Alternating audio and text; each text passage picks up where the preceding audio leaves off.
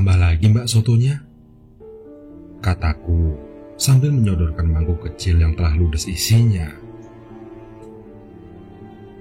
Separuh ya mas, tanya penjualnya sambil menerima mangkuk yang aku sodorkan. Penuh mbak, kayaknya 2 mangkuk lagi masih kuat. Penjualnya hanya memandangku sekilas dan ada senyum di sana.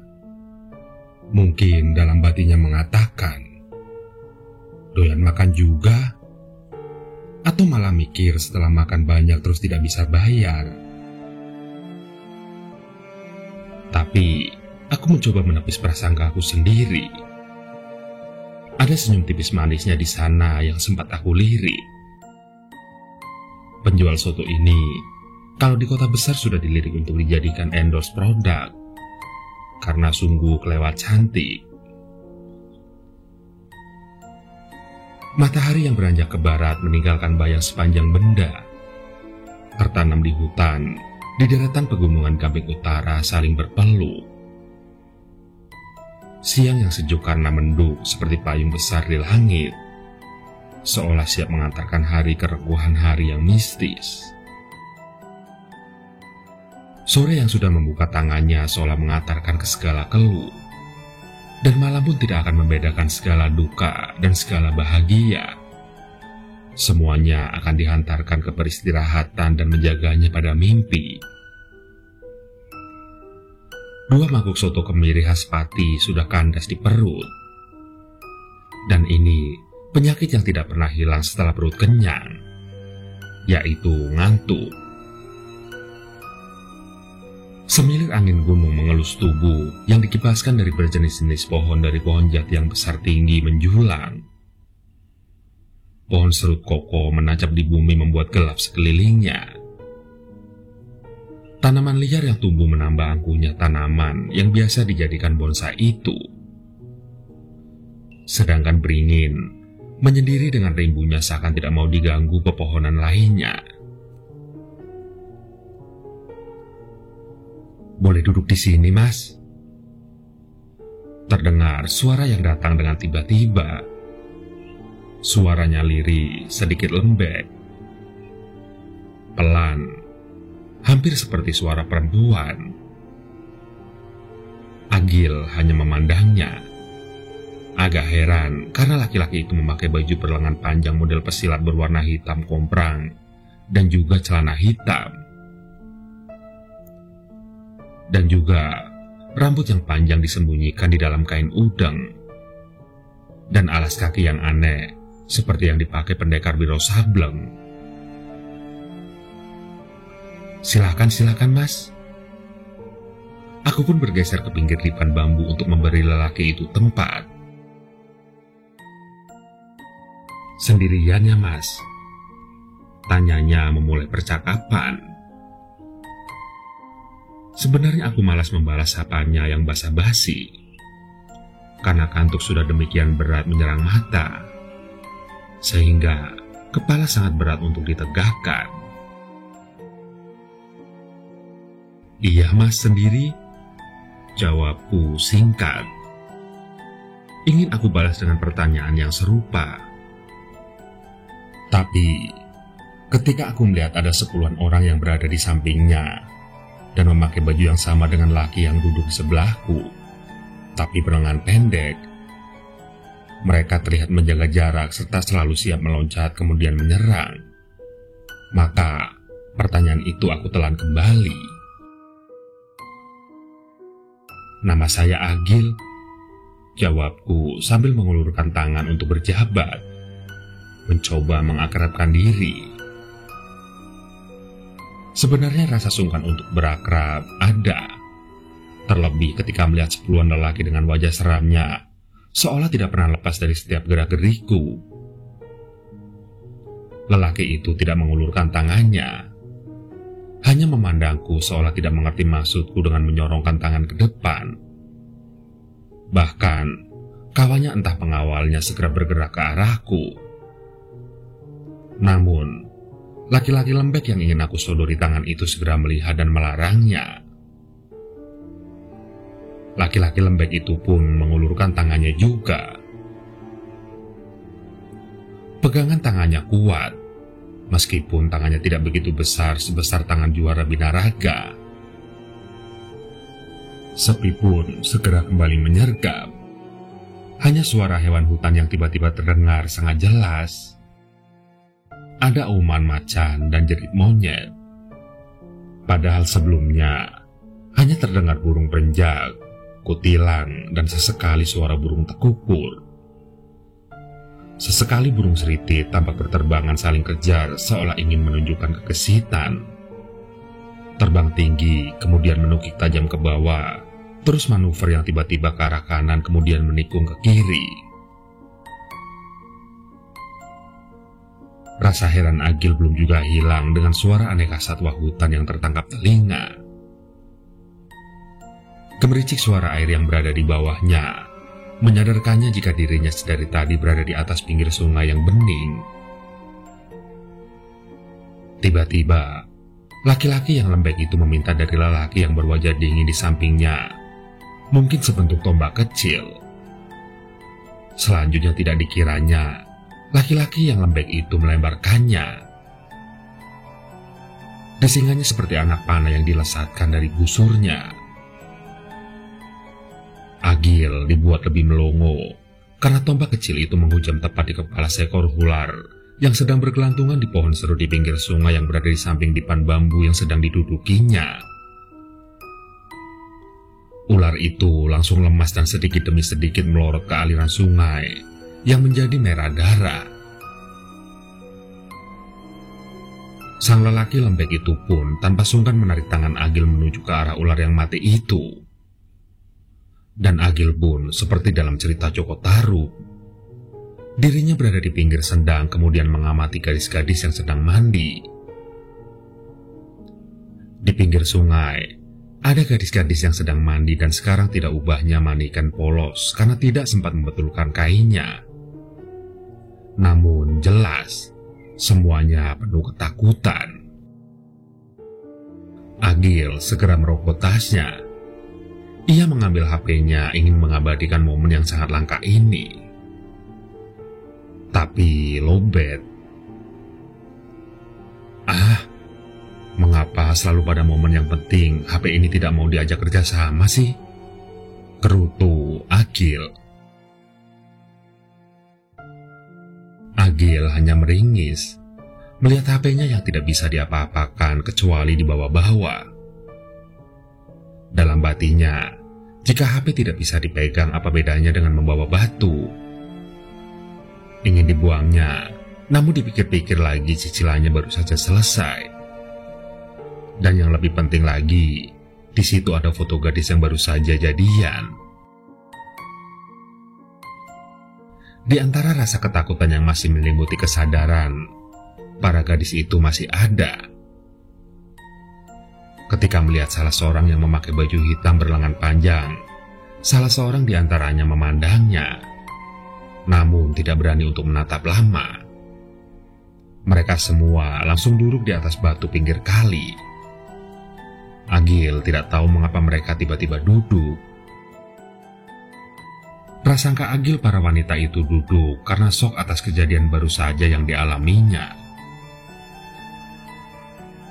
Laki-laki lembek itu tiba-tiba menampilkan wajah yang sangat cerah ketika melihat di antara gadis itu ada sosok yang pernah ditemuinya beberapa waktu lalu. Kala itu dirinya sedang berjalan-jalan menyusuri tepi hutan. Dan ketika ingin mengambil air untuk minum itulah, dirinya saat itu sedang tanpa sengaja melihat seorang gadis yang sedang mencuci beras di sendang. Gadis itu sangat bersahaja. Ia hanya mengenakan kemben menutupi sebagian tubuhnya. Kulitnya sawo matang sebagaimana gadis desa pada umumnya. Rambutnya yang hitam panjang bergelombang menutupi hampir seluruh dadanya. Rupanya, gadis itu melihat kedatangannya. Segera saja ia menoleh dan bergegas pergi. Dirinya masih sempat melihat tatapannya dan senyuman kecil di ujung bibirnya. Agil ingin berkenalan juga dengan gadis yang berkain kemben itu. Meskipun pacarnya yang baru saja jadian itu cantik, tapi belum pernah melihatnya mengenakan kemben seperti ini. Rupanya jeritan si gadis itu membuat laki-laki di kampung yang tidak jauh dari kali itu berdatangan dan ingin memastikan apa yang terjadi. Mereka berdatangan dengan senjata pedang, tombak, dan bahkan ada yang hanya membawa sabit. Mereka mengepung Agil dan laki-laki lembek itu. Agil yang tidak pernah mengalami kejadian dikeroyok orang desa dengan senjata tajam, hanya bisa mematung dan kakinya bergetar hebat. Sebelum orang-orang desa yang hampir kalap itu bertindak lebih, teman-teman laki-laki lembek segera meloncat di tengah-tengah antara orang-orang dan dirinya. Orang-orang yang semula beringas menjadi kecut, karena bahkan ada yang segera menjatuhkan senjatanya karena mereka segera sadar siapa yang ada di depannya. "Maafkan kami, Pangeran Jasari." Salah seorang di antaranya mengatakan kalimat yang hanya sering Agil dengar di waktu ada pertunjukan ketoprak di desanya. Namun anehnya, semua orang yang ingin mengeroyoknya segera mengatakan kalimat yang sama dengan orang sebelumnya. Dan otak Agil segera menghubungkan memorinya dengan nama Jasari. Kemudian, ditemukan nama seorang Jasari, nama seorang putra dari adipati di Kadipaten Paranggaruda, cikal bakal Kadipaten Pati. Namun dirinya tidak tahu apakah yang di depannya itu nyata. Ingin tidak percaya, tapi dirinya memang ada di situ. "Maafkan kelancangan kami jika membuat pangeran tidak berkenan. Karena memang di daerah ini sering ada suara jeritan. Namun ketika kami datangi ke asal suara, kemudian yang kami temui hanya bekas-bekasnya. Baru kali ini kami menyadari jika ada ular yang besar ini, dan sekarang telah menjadi bangkai." Salah seorang dari penduduk mencoba menerangkan sebab mereka datang membawa senjata. "Nak, kamu tidak apa-apa kan?" Tiba-tiba, ada yang datang menyeruak dari para lelaki yang mengerubungi gadis itu. Kemudian memeluknya dan mencoba menenangkannya. Gadis yang sejak awal selalu diperhatikan Pangeran Jasari sangat menghujam deras ke simpul-simpul hatinya. Dan Agil hanya melihat Jasari terpaku melihat gadis yang dipeluk bapaknya. Mungkin sedang membayangkan jika yang memeluknya adalah dirinya. Pandangan gadis itu lembut dan cukup bagi seorang lelaki untuk mengartikannya, jikalau dia juga menaruh setitik embun di hatinya. "Jadi Anda itu Jasari, putra dari Yudapati?" Agil ingin tahu lebih banyak. Namun laki-laki yang lembek itu tidak menjawabnya dan malah mengajaknya duduk di batu besar di pinggir kali. "Sedulur tidak perlu berlebihan menanggapi semua ini. Aku memang ingin mengajakmu melihat kenyataan jika hubungan asmara adalah rasa yang tidak bisa dipermainkan," kata laki-laki lembek yang ternyata Jasari itu. Kata-kata yang diucapkannya seperti menyindirnya, karena ia memang suka dengan penjual soto di pinggir jalan Sukolilo, yang sering dikunjunginya kala ia berpergian ke Solo, atau memang meniatkan hati untuk beli soto. "Iya, aku setuju denganmu. Cinta adalah tentang perasaan yang tidak untuk dimain-mainkan." "Sedulur, perempuan yang berambut ikal itu, padanya telah aku jatuhkan perasaanku, terlepas dia menyukaiku atau tidak," kata Jasari pelan, seolah menegaskan jika dirinya jangan mengganggu perempuan yang sebelumnya dia lirik. "Dalam pikiranku, kenapa laki-laki lembek ini tahu isi hatiku? Nanti kamu akan aku ajak ke tempatku, agar tahu betapa anggapan selama ini padaku adalah salah, dan tanggapan yang berlebihan untuk mengaburkan kebenaran Kadipaten Paranggaruda." lanjut Jasari. Selanjutnya Jasari segera pergi karena tidak menginginkan kejadian itu berubah menjadi kekacauan. Sebelum naik ke kudanya, sang pangeran melirik ke gadis itu dan rupanya tidak bertepuk sebelah tangan. Si gadis pun memandangnya dengan senyum yang sangat manis. Dalam hati pangeran sangat masgul, mengapa hanya sekian waktu dia bertemu dengan gadis itu. "Ayo naik kuda itu." Jasari menunjuk satu kuda yang dipegangi pengawal. Agil tidak habis pikir dari mana tiba-tiba ada kuda-kuda yang besar itu. Iya, kata Agil gagap. Tidak tahu apakah ia berani menaiki kuda sebesar itu. "Kamu bisa naik kuda kan?" Iya bisa, kata Agil masih gagap. Ia pun memberanikan diri naik kuda yang lebih besar dari kuda yang pernah dinaikinya kala berkeliling di sekitar tempat wisata. Jasari segera menepuk punggung kudanya, dan melesatlah kudanya.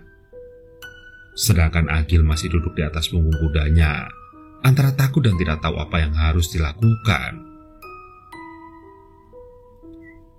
Suara suit seperti burung terdengar jelas, dan kuda yang dinaikinya seperti mengerti. Tanpa ditepuk, sudah meloncat dan lari. Agil yang tidak menyiapkan dirinya hampir saja tersentak ke belakang. Tapi, tangan yang memegang tali kekang sejak naik kuda bisa menyelamatkannya. Kuda yang dinaiki Jasari melesat cepat meninggalkan debu sore. Sementara Agil hanya bisa teriak mengikuti hentakan kaki dari punggung kudanya. "Aku tidak mau mati muda," teriak Agil. Tapi kuda yang dinaiki Agil tambah kencang larinya. Mungkin dikira sedang mengajaknya untuk lebih cepat. Dan pengawal Jasari yang ada di belakangnya hanya tertawa kecil. Ketika Agil memasuki suatu kawasan yang luas dan tertata rapi, dengan bangunan kayu jati yang berbentuk joglo, dan seperti ada lapangannya juga, serta rumah-rumah kecil-kecil berderet sangat rapi. Kuda yang dinaiki Agil seperti sudah tahu jalan, karena sejak dia naik tidak harus menghalanya. Setelah memasuki tanah luas yang seperti alun-alun dan ada pendoponya, dia langsung diajak ke kandang. Begitu banyak kuda yang seukuran dengan yang dinaikinya. Ada yang masih di luar dan dilatih untuk menjadi jinak. Namun lebih banyak yang ada di kandang. Mungkin ratusan. Agil hanya bisa bergumam. Hanya orang kaya raya yang bisa memelihara kuda sekian banyak. Setelah turun dari kuda dengan tubuh yang gemetaran dan sedikit terhuyung-huyung, Agil dihampiri oleh Jasari. "Inilah tempatku Paranggaruda, kadipaten yang ada di lereng Gunung Kendeng. Bangunannya dari kayu jati semuanya ya sedulur," kata Agil, mencoba menggunakan kata sedulur untuk memanggil Jasari. Karena dalam perasaannya lebih bersahabat daripada memanggil nama Jasari yang jelas anak seorang adipati. Sementara dirinya hanya seorang yang masih kuliah. Dan Jasari hanya memandangnya dan mengangguk. "Kamu tahu sendiri dari tempat kita bertemu tadi, tiap jengkal tanah hampir ditumbuhi kayu jati. Jadi ya hal biasa manakala seluruh rumah di kawasan Kadipaten Paranggaruda banyak penduduknya yang membuat rumah dari kayu jati," kata Jasari sambil berjalan menuju satu rumah yang sangat besar. Tiba-tiba Agil menjadi termangu. Bukankah dirinya hidup pada zaman mobil listrik? Sementara sekarang, yang ia rasakan adalah seperti hidup di zaman kuda yang jadi alat berkendaraan. Antara batas kesadaran masa lalu yang masih samar dan kenyataan yang dihadapi membuatnya hanya memandang dengan tatapan nanar. Dan langkah mereka berhenti ketika ada seseorang yang memanggilnya. Pangeran, Pangeran Jasari, ini saya Yuyu Rumpung. Dirinya mencoba lebih dekat lagi dengan Pangeran Jasari agar kata-katanya bisa didengarnya. Dan usahanya berhasil. Pangeran Jasari menolehkan pandangannya ke arahnya. "Iya, Wo," kata Pangeran Jasari singkat, sambil membalikkan tubuhnya. Jasari sering memanggil petinggi ini dengan sebutan Wo, alias si Wo untuk menggantikan paman. Dan itu panggilan Yuyu Rumpung yang selalu dipakainya sejak Jasari kecil. Dan Agil melihat jika Jasari mengambil nafas panjang kemudian melanjutkan keresahannya. "Paman, sebagai laki-laki, aku sebenarnya harus menolak pernikahan ini. Karena dari awalnya aku sudah tahu kalau Rayung Wulan sudah berniat menolakku." "Mengapa Pangeran bisa berkata begitu?" kata Yuyu Rumpung sambil mendekati tempat berdirinya dengan Jasari. "Cobalah, Wo Yuyu Rumpung pikir, syarat yang dipakai agar terkabulnya perjodohanku adalah mendatangkan pusaka andalan Mojo Semi. Padahal tidaklah mungkin itu terjadi tanpa peperangan, paling tidak pertumpahan darah. Dan memang terbukti bukan? Ada pertumpahan darah. Paman Condong Majeruk harus mengembuskan nafas untuk mendapatkan pusaka Kulukan Ikoro dan keris rambut pinutung. Dan Wo, ada hal lain lagi yang membuat saya yakin ini adalah penolakan secara halus. Bagaimana mungkin mendatangkan seperangkat gamelan yang bisa datang sendiri?" kata Jasari sambil melihat kunang-kunang yang mulai tampak satu dua menimbulkan cahaya kelap-kelip seperti bintang. "Namun Pangeran, Ayahanda adalah seorang adipati yang menguasai wilayah luas dari ujung tapal batas Pajajaran hingga ujung timur Juwana. Apakah harus menolak suatu permintaan dari calon besan? Saya rasa beliau sangat bijaksana dan menjodohkan pangeran dengan putri Rayung Wulan daripada mengajak perang yang pasti akan jatuh korban." Suasana hening sesaat sebelum Yuyu Rumpung melanjutkan kata-katanya. "Mari Pangeran, saya antar menghadap ke Ayahanda." "Baik, Wo. Nanti setelah mandi saya akan menghadap." Agil melihat kemurungan yang ada pada wajah Jasari. Mungkin dirinya akan mempunyai pendapat sama. Tidaklah pantas orang dijodohkan dengan orang lain. Namun dirinya juga bimbang jika menjadi seorang anak pejabat yang harus dijadikan tumbal. Mungkin tujuan kepentingan lebih menjadi pertimbangan orang tua Jasari. "Sedulur, orang itu tadi yang namanya Yuyu Rumpung. Tanyaku hanya ingin minta penjelasan." "Iya, Lur. Nanti kamu akan saya ajak ke Balairung menemui Romoku dan pembesar-pembesar Parang Garuda. Dan boleh kamu memakai baju yang aku miliki." "Apakah Yuyu Rumpung yang mempunyai rencana menjodohkan dirimu atau orang tuamu?" tanyaku. Namun tidak disangka dengan pertanyaanku itu, Jasari menjadi gusar. "Apakah begitu tega si Yuyu Rumpung melakukan niatnya padaku?" "Bisa saja, Lur. Karena dengan menyatunya Parang Garuda dan Carang Soka, akan semakin besar pula kekuasaan Yuyu Rumpung sebagai orang yang punya gagasan ini." Lolongan anjing hutan terdengar untuk pertama kalinya kala Agil memasuki kediaman Jasari. Ia tunggui saja di luar karena pengawal yang bermuka dingin sedingin es itu tidak mengizinkan dirinya masuk. Ada satu dipan yang diperuntukkan untuk dirinya, dan rupanya di atas dipan itu sudah ada baju dan celana. Bahkan ada juga semacam kain yang digunakan untuk apa Agil tidak tahu. Ia hanya tahu badannya sudah capek. Agil merebahkan dirinya di pojok kediaman Jasari yang megah dan besar. Pandangannya menatap langit-langit atap yang juga terbuat dari kayu jati. Sesekali, pandangannya ke Balairung yang sudah mulai samar-samar bercahaya. Kini lolongan anjing hutan sudah mulai sering terdengar. Burung-burung malam pun seolah tidak berhenti mengamini lolongan si pemburu malam. Dan serangga-serangga malam pun bersuara jika mereka pun masih ada. Dalam balairung nanti, Agil hanya berharap Jasari bisa menyuarakan suara hatinya.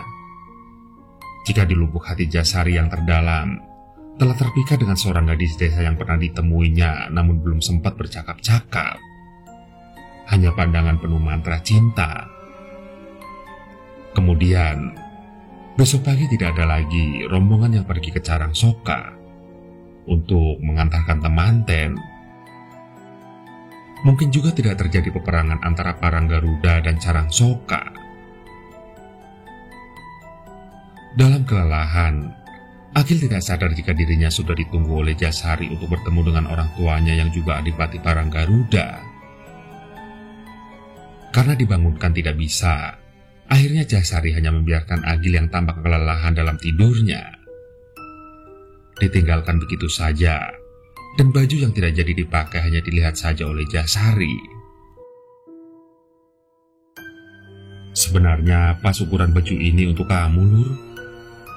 Kemudian bergegas Jasari menuju balairung yang pelan-pelan terdengar suara gending yang dilantunkan oleh pangarawit kadipaten yang diiringi gamelan. Pelan-pelan berubah menjadi lantunan suara lain yang sama sekali belum pernah Agil dengar. Agil merasa itu bukan suara gamelan dan pesinden, tapi suara orang mengaji. Agil paham betul jika itu adalah suara orang-orang yang sedang membaca Al-Quran. Difokuskan pendengarannya, dan nyata sekali itu adalah suara orang yang sedang membaca ayat suci. Dan Agil paham sekali yang sedang dibaca adalah surat Yasin, karena sering dibacanya kala malam Jumat. Segera saja Agil buka mata. Kemudian yang ia lihat adalah ibunya dan ayahnya yang ada di sampingnya. Kemudian ia tolehkan kepalanya. Saudara-saudaranya yang lama tidak bertemu juga ada di sampingnya. Agil mencoba bangun tapi begitu susah. Namun dicobanya juga. Dan akhirnya ia bisa duduk. Tapi Agil jadi heran, orang-orang yang ada di sekitarnya malah berhamburan lari. Agil hidup, mayat hidup. Jelas sekali ia mendengar suara itu. Namun di antaranya ada yang juga sadar dan tahu apa yang dilakukan. Ada yang segera melepaskan tali pada tubuhnya. Agil pun begidik juga, ternyata dirinya sudah ditali pocong. Alhamdulillah, kamu masih diberi umur panjang, Gil, kata seseorang yang ia tahu adalah ustadz masjid. Gil, Agil, kamu hidup lagi, Le. Seseorang memanggil dirinya dan langsung memeluknya. Agil hanya diam dan entah senang atau sedih, karena sebenarnya dia akan mengantarkan Jasari yang akan menghadap Adipati Yudapati dan akan mengatakan betapa kuat hatinya untuk tidak melamar Ruyung Wulan, putri Adipati Puspa Andung Jaya. Kalau benar terjadi Yudapati tidak jadi melamar dan pertunjukan wayang tidak terjadi, maka sejarah pun akan berkata lain.